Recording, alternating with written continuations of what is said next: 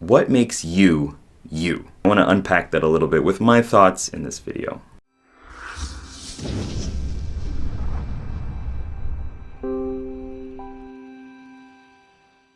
So a really good mindset that I've come across, mainly through Evan Pagan, but also through some neurolinguistic programming and stuff, is parts integration. I've talked a little bit about this in this channel. And to bring it out, let's just go with it. I would consider this to be, you have all these different parts. I've talked about this in my INFP, I Now Feel Positive challenge as well. So if you're interested in that, if you're an INFP specifically, you might want to go check that out. Links and description stuff down below. But we are all these different parts, these different pieces, these different things. It could be, part of me wants to go play games. Part of me wants to actually go outside and talk to people. Part of me wants to walk through the forest. Part of me wants to move to the city, to a bigger city, right? All of these different parts come together. And with that, there are more different types of parts. There are your experiences, things you've done in the past that have built to solidify different aspects of yourself, or to create little mini traumas and fractures and stuff like that. There are your thoughts, your ideas, your feelings, your beliefs. There are tons of different aspects that go with this. And all of those come together to form what becomes you, to form what emerges out as you. If you want to bring in, spirituality and religion, of course, that's an aspect too. Enneagram, whatever it is, like your nightlife, your day life, different masks, different personas that you put on, those all do form together as different parts that come out to become who I feel you are. Because it's not just what's going on inside, it's also what is happening outside. Your thoughts and beliefs are important, but so are your actions and behaviors. And different ones are going to have different weights, of course, but that's how I see it. And if we're to gamify this a little bit, to bring in some game-like aspects, I like to think of it in two different ways. And I'm going to try to go through this and see how well I can get them done within a timely fashion. So the first one is, with the cognitive functions, you have these 4 different main characters. Okay, you have this heroic aspect of yourself, this leader-like aspect that is your dominant function. For an INTJ, it's introverted intuition. I like to think of it as a sentinel, this wise sentinel looking over the lands. He's got his bow, and he's really following the trends to see where things are going with this long-range perspective.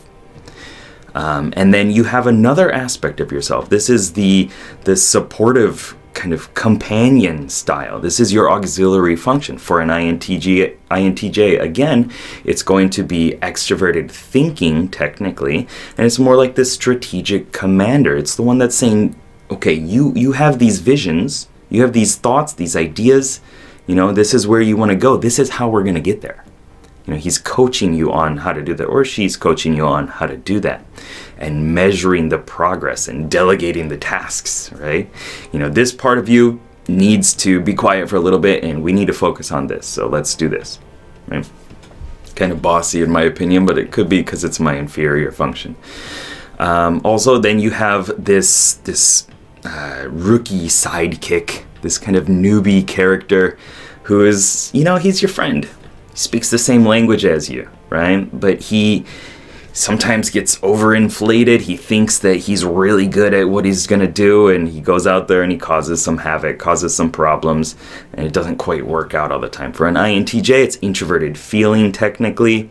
Lately, I've been thinking of it as the reflective druid. It's the one that's considering the balance of nature and really reflecting on his or her personal feelings and beliefs, and also making decisions, making actions that reflect well on that character and you as your choices, your beliefs, your values. Like, if I do this, if I say this thing, how is it going to reflect on me and my identity?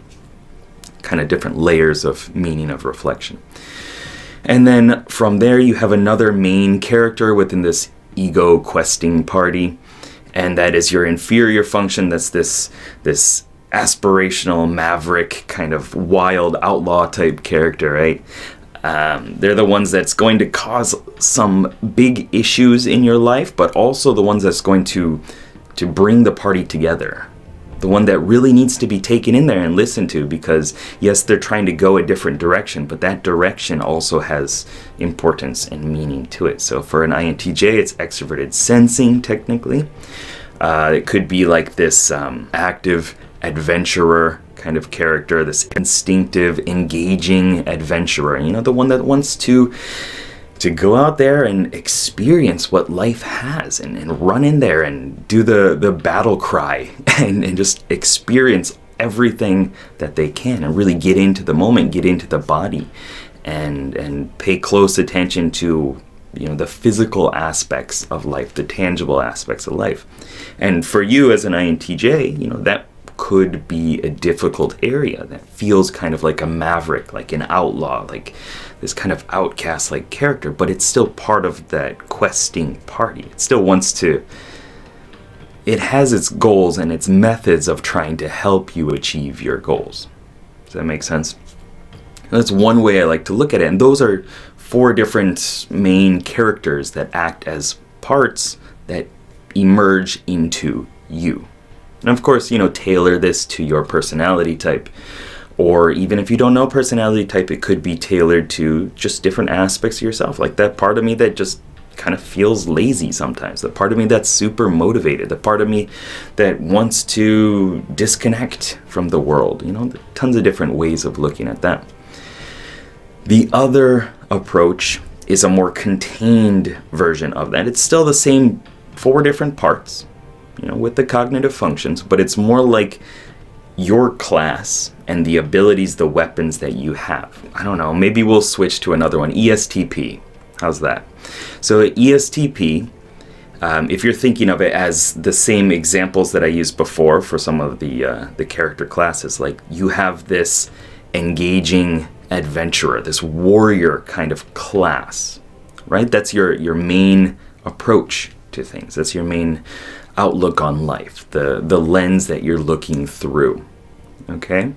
And then from there, you would imagine that theme has a bunch of different aspects to it, right? Like an adventurous, engaging adventurer or warrior is going to probably do things that are more active, more expressive physically, searching for excitement and entertainment in the body, right? Skydiving and running in and going straight for that dragon and things like that.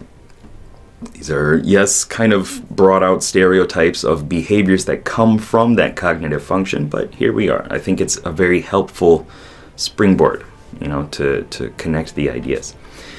And then you have your main hand weapon. You have your main tool that you use to bring out the abilities of the class. And I would imagine as this kind of adventurous warrior type character, ESTPs, it's going to be some sort of like sharp-edged sword or axe or something like that. This is introverted thinking technically for the ESTP, and that's, it's about precision, it's about accuracy, it's about cutting away the falsehoods, and finding the truth, piercing to the truth, and probably using different techniques to bring that out. Learn how do I swing this sword properly? How does my arm positioning need to be to do that? So right there, that's combining your character class, your dominant function, with your auxiliary function of your main hand or your main ability. And then from there are 2 more parts. Of course, there are more than that, but within the cognitive function stack, you would have your tertiary function, your relief or defensive ability or state, defensive stance, perhaps, for the ESTP. When things are getting, when you need to focus a little bit too much and slow down and calm things down and really check in with how you understand this model of reality, this way of looking at and understanding reality to be, when you need to look in too much to that and you don't want to, like there are just so many more exciting things to do and you'd rather at least look out the window than sit down there and study this tome, right? Well, then that's when you're going to, for you, go into this defensive or relief stance. And I don't always mean defensive as in, put up a shield. But also the best defense is a good offense. You could say that too.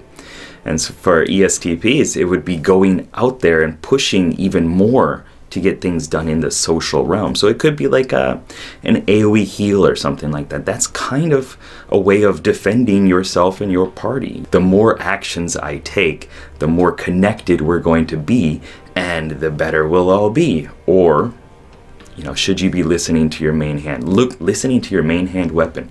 Should you be wielding your main hand weapon and using it? Different ways of looking at it, different parts telling you to do different things. And the last aspect here would be your defensive state, like even more than that, your limit, your ultimate ability, right? The one that when you get pushed to your limit, it comes out. The one that limits you, the one that you want to use as your ultimate, ability, but you just can't always wield it like that. It doesn't come out like that all the time. And it's an aspiration, right? This is your inferior or aspirational function. So for an ESTP, it could be like, I'm going to stop. It's technically introverted intuition. So I'm going to stop and notice my focus on this situation. See where things are going. See how I can transform myself to better handle the situation. Or transform my perspective. Get to a new level, a new perspective, a new height on things. I said before, for the INTJ, it's kind of like that Y sentinel archer, right? So this could also be some sort of like, I'm going to use the leverage of climbing to a new height, like climbing up a tree and jumping down on them or something like that. Or I'm going to make this energy kind of bubble around myself that's going to keep everything out. Or I'm going to focus in on the body language and reading people's minds and things like that. That's going to give me a way of approaching the situation differently. It's another part of yourself. Okay, and through doing that, hopefully, you're going to get different perspectives. To bring it back, there are, within the cognitive functions, these 4 main different containers, these different roles. And I think a lot of who we are within Myers-Briggs comes from seeing it as these are the different parts of myself, and they're all trying to, they're all there so that I can use them at different times. I can listen to this voice of the sidekick, I can wield my main hand weapon in this way. But it's important that we actually consult with the different voices, and we see that, these are my tools. These are the characters that are with me.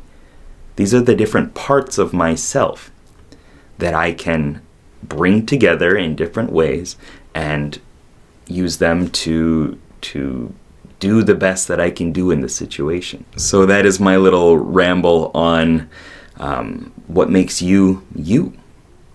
And it is all these different parts, these different pieces, these different characters, these different tools, items, experiences, thoughts, beliefs, masks that we wear that form, boom, you.